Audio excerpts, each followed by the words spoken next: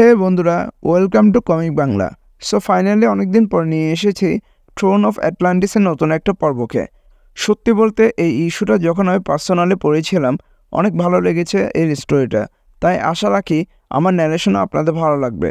But তার আগে request থাকবে, ভিডিও ভালো লাগলে লাইক, শেয়ার আর চ্যানেলকে সাবস্ক্রাইব করিয়েন। সো চলুন শুরু করি আজকের পর্ব।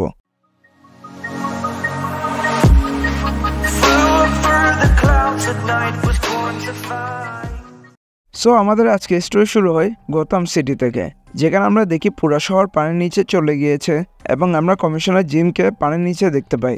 এর সাথে ছিল ডিটেকটিভ বুলক, যাদেরকে পানির নিচ থেকে অ্যাকুয়াম্যান বাঁচিয়েছে। জিম উপরে এসে শুরুতে ব্যাটম্যানকে জিজ্ঞাসা করে বারবেরা কেমন আছে, সাথে এটাও বলে যে হার্বিও ওইখানে ছিল, সে কই। তো ব্যাটম্যান বলে যে ওরা দুইজনে এখন সেফ আছে। তো জিম বলে যে তোমরা কয়জনকে বাঁচাতে পেরেছো। তখন ব্যাটম্যান গৌতম শহরকে পানির নিচে ডুবে যেতে দেখতে দেখতে বলে যে আমার দ্বারা যতজনকে বাঁচানো সম্ভব আমি চেষ্টা করেছি। তো তখন জিম বলে যে কয়জনকে বাঁচাতে পারো নেই। আর আমরা দেখি গৌতম সিটির অনেক মানুষই পানির নিচে ডুবে মারা গিয়েছে। এরপর আমরা দেখি ব্যাটম্যান বুলককে এক্সপ্লেন করে যে এইসব একটা অ্যাটাকের অংশ এবং এই অ্যাটাক করা হয়েছে অ্যাটলান্টিস থেকে।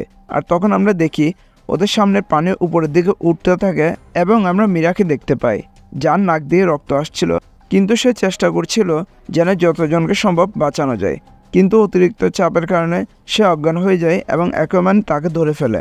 তখন মীরা বলে যে আমি চেষ্টা করেছি সবাইকে বাঁচানোর, কিন্তু আমি পারি নাই, আমি তাদের মৃতদেহকে পানির নিচে ফিল করতে পারছি। তখন অ্যাকুয়াম্যান মীরাকে সান্ত্বনা দিয়ে বলে যে যদি সাইবর্গ আগে থেকে আমাদেরকে অ্যালার্ট না করতো এবং আমরা এখানে না আসতে পারতাম তাহলে সিচুয়েশন আরও বেশি খারাপ হতে পারতো। তো তখন মীরা বলে যে অ্যাকুয়াম্যান যেন জাস্টিস লিগকে বলে দেয় যে তার ভাই আটলান্টিয়ান ওয়ার প্ল্যানকে ফলো করছে। কিন্তু অ্যাকুয়াম্যান বলে যে এর কারণে লিগ প্যানিক করে ভুল ডিসিশন নিতে পারে। কিন্তু মীরা বলে যে তুমি যদি না জানাও ওরা গৌতম সিটিকে ডুবানোর পাশাপাশি অন্যান্য বড় শহরগুলোকে ডুবিয়ে ফেলবে। এরপর আমরা মেট্রোপলিস শহরকে দেখি, যেখানেও সমুদ্রে পানি ঢুকে গিয়েছে।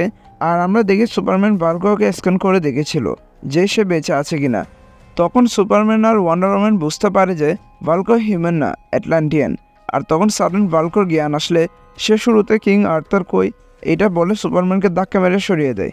আর তখন ওয়ান্ডার ওম্যান ভাল্কোর উপর অ্যাটাক করতে যায়, কিন্তু ভাল্কোর সাথে সাথে ক্ষমা চেয়ে নেয় এবং বলে যে আমি যদি কিং আর্থারের সাথে কথা না বলি তাহলে অ্যাটলান্টিস আরও একদম সারফেস ওয়ার্ল্ডের কাছে চলে আসবে। তিনি যদি আমাদের কিং থাকতেন এমনটা কখনো হতে দিতেন না। এরপর আমরা দেখি মীরা পুরা শহরের পানি যতটা পারে সরিয়ে ফেলছে।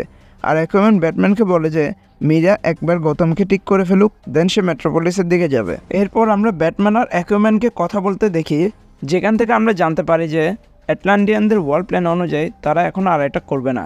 তারা প্রথমে একটা হার্ড সারফেস এরিয়া বুঝবে আর এরপরে পুরো অ্যাটলান্টিস ওই জায়গাটাকে দখল করে নেবে। তো তখন ব্যাটম্যান বলে যে আর তুমি এগুলো সব জানো, কারণ তুমি এগুলো লিখেছো।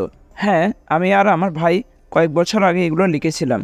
তো তখন ব্যাটম্যান বলে যে অ্যাটলান্টিস সাডেনলি এভাবে অ্যাটাক কেন করা শুরু করলো, আমি তো ভেবেছিলাম তুমি ওদের রাজা। তো অ্যাকুয়াম্যান বলে যে না, আমি এখন আর ওদের রাজা নই, এবং আমার মনে হয় ইউএস নেভির ওই মিসাইল অ্যাটাকটা অ্যাটলান্টিসের কাছে অথবা অ্যাটলান্টিসকে করা হয়েছিল, না হলে ওরা এইভাবে অ্যাটাক করতো না। তো ব্যাটম্যান বলে যে তুমি কি এই অ্যাটাককে জাস্টিফাই করার চেষ্টা করছো? ওরা অলরেডি অনেকগুলো মানুষকে মেরে ফেলেছে, ওরা আরও মানুষ মারতে রাজি যদি ওরা ভাবে যে ওদেরকে ধমকানো হচ্ছে। তো ব্যাটম্যান বলে যে এগুলো তোমার মানুষ আমি জানি, কিন্তু এটা শোনার সাথে সাথে অ্যাকুয়াম্যান চিৎকার করে বলে যে না, এরা আমার মানুষ না। ব্যাটম্যান বলে যে তুমি সে মেম্বার ছিলা যে এখানে বলেছিল লিগের মধ্যে কোনো কথা কেউ লুকাবে না, এখন তুমি কিছু বলতে যাচ্ছ না। তো তখন অ্যাকুয়াম্যান একটু হেজিটেট ফিল করে সব বলা শুরু করে যে সে কীভাবে অ্যাটলান্টিসকে খুঁজে পায় এবং পাওয়ার পর তাকে সবাই কীভাবে মেনে নিয়েছিল তাদের রাজা হিসেবে।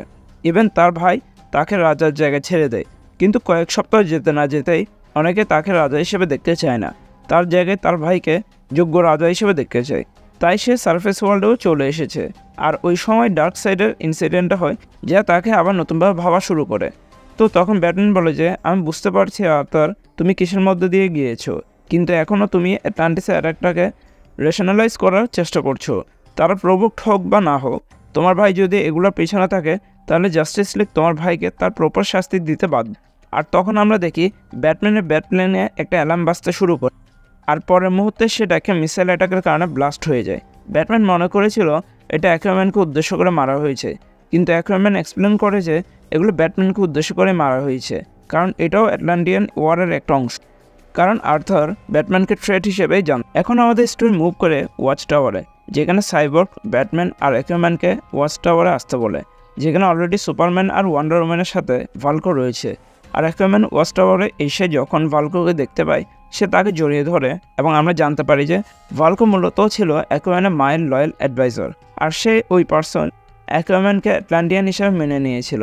ভাল্কোকে অ্যাকুয়াম্যান বলে যে মিসাইল অ্যাটাকটা একটা অ্যাক্সিডেন্ট, হিউম্যানসরা ইচ্ছা করে এটা করে নাই। তো ভাল্কো বলে যে আমি সেটা জানি, কিন্তু তোমার ভাইকে এখন থামানো না গেলে সে একটা ওয়ার শুরু করে দিবে। এর মধ্যে আমরা একটা সিন দেখি যেখানে আটলান্টিসের মাঝে একটা জায়গাকে দেখানো হয়, যেখানে একটা গুহা থেকে কিছু ডেঞ্জারাস সি ক্রিয়েচার্সরা বেরিয়ে আসছে। এরপর আমাদের স্টোরি আবার মুভ করে ওয়াচ টাওয়ারে, যেখানে সুপারম্যান বলে যে আমাদের থেকে এখন প্ল্যান করতে হবে কী করা যায় সেটা নিয়ে। তো ভাল্কো আর্থারকে বলে যে সে যেন তার ভাইকে বুঝায় এটা একটা অ্যাক্সিডেন্ট মাত্র। আর সুপারম্যান বলে যে তোমার ভাইকে এখানে আনা লাগবে জিজ্ঞাসাবাদের জন্য। তো অ্যাকুয়াম্যান বলে যে সুপারম্যান, আমার ভাইয়ের এখানে কোনো দোষ নেই, তাকে ম্যানিপুলেট করা হয়েছে, সে একটা আন্ডার ওয়াটার নেশনের রাজা। তো ওয়ান্ডার ওম্যান বলে যে সে এখন একজন হত্যাকারীও বটে। কিন্তু তখন সাইবর্গ বলে যে কোস্ট অফ বোস্টনে সাডেনলি বড় বড় ওয়েভস দেখা দিচ্ছে। তো আর্থার বলে যে আমাদের থেকে এখনই ডক্টর স্টিভেনসনকে খুঁজে বের করতে হবে, কারণ তার উপরে নেক্সট অ্যাটাক করা হবে। তো অ্যাকুয়াম্যান বলে যে আমাকে একটা সুযোগ দিতে হবে যেন আমি আমার ভাইকে পিসফুলি আনতে পারি। তো ব্যাটম্যান বলে যে তুমি সেই সুযোগ পাবে। আর অ্যাকুয়াম্যান ধন্যবাদ জানিয়ে ওইখান থেকে চলে যায়। এরপর আমরা কোস্ট অফ বোস্টনকে দেখতে পাই, যেখানে একটা নৌকা অলমোস্ট ডুবতে বসেছে, আর ওইখানে ওশান মাস্টার এসে নাবিককে জিজ্ঞাসা করে তোমাদের রাজা কই। তো ওই সাধারণ মানুষটা বুঝতে পারে না সে কার কথা বলছে। আর একটা পর্যায়ে ওশান মাস্টার ওই মানুষকে মারতে যাবে, ঠিক ওই সময় অ্যাকুয়াম্যান ওইখানে পৌঁছায় এবং ওই মানুষটাকে ছেড়ে দিতে বলে। অ্যাকুয়াম্যানকে দেখে ওশান মাস্টার বলে যে তোমার প্রজাদেরকে কনফিউজ মনে হচ্ছে। তো অ্যাকুয়াম্যান বলে যে ওরা আমার প্রজা নয় এবং আমি ওদের রাজাও নয়। তো ওশান মাস্টার বলে যে তাহলে তুমি এই সার্ভিস ওয়ার্ল্ডে করছো রে।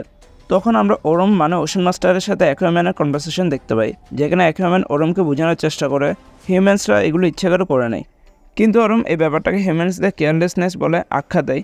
এক পর্যায়ে আর্থার ওরমকে বলে তুমি আটলান্টিয়ান আর্মিকে চলে যেতে বলো আর তুমি আমার সাথে আসো। আর তখন ওরম বলে সেটা কখনো পসিবল না, আমি এই কোস্ট অফ বোস্টনকে ডুবিয়ে ফেলবো। আর এরপর আমরা দেখি একটা পোর্টালকে খুলতে, আর ওইখান থেকে ব্যাটম্যান, সুপারম্যান এবং ওয়ান্ডার ওম্যান বেরিয়ে আসে। তো অ্যাকুয়াম্যান বলে যে আমি বলেছিলাম তোমাদেরকে এই ব্যাপারটা আমি আমার মতো করে হ্যান্ডেল করে নিব, কিন্তু সুপারম্যান বলে যে সিচুয়েশনটা ওইরকম মনে হচ্ছে না যে তুমি হ্যান্ডেল করতে পারবে। আর তুমি হয়তো জানো না, কিন্তু অ্যাটলান্টিস এই শহরের দিকে চলে আসা শুরু করেছে, এর অর্থাৎ কি মনে করো তুমি। আর তখন অ্যাকুয়াম্যান ওদের সবাইকে সরি বলে ব্যাটম্যানের গলা চেপে ধরে। সো এখানে শেষ হয় আমাদের আজকের পর্ব। ভিডিও কেমন লেগেছে কমেন্ট করে জানিয়ে দিতে পারেন। Thanks a lot for watching guys, দেখা হবে পরের কোনো ভিডিওতে।